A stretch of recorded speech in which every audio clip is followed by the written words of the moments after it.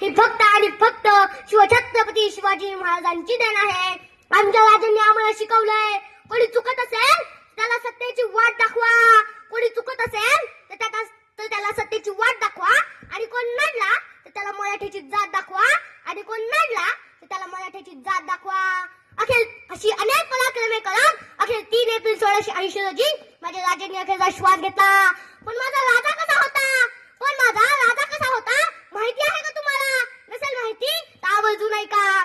शिवाजी महाराजांचं निधन झालं आणि औरंगजेब माडीवरून खाली आला आणि नमाजाचा रूप पडायला लागला आणि म्हणाला, ए खुदा तेरे जन्नत के दरवाजे खुले रखना, माँ बहनों की इज्जत करने वाला शेर शिवा तेरे पास आ रहा है.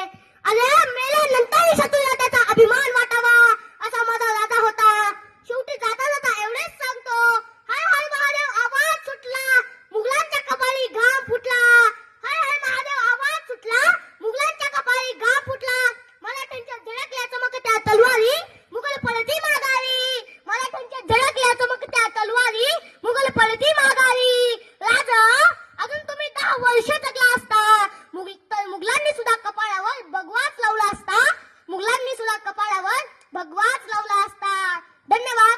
आज या ठिकाणी मला 2 शब्द मांडण्याची संधी देणारे मान्यवर त्यांचे मी शतशः आभार मानतो आणि थांबतो. जय जिजाऊ, जय शिवराय.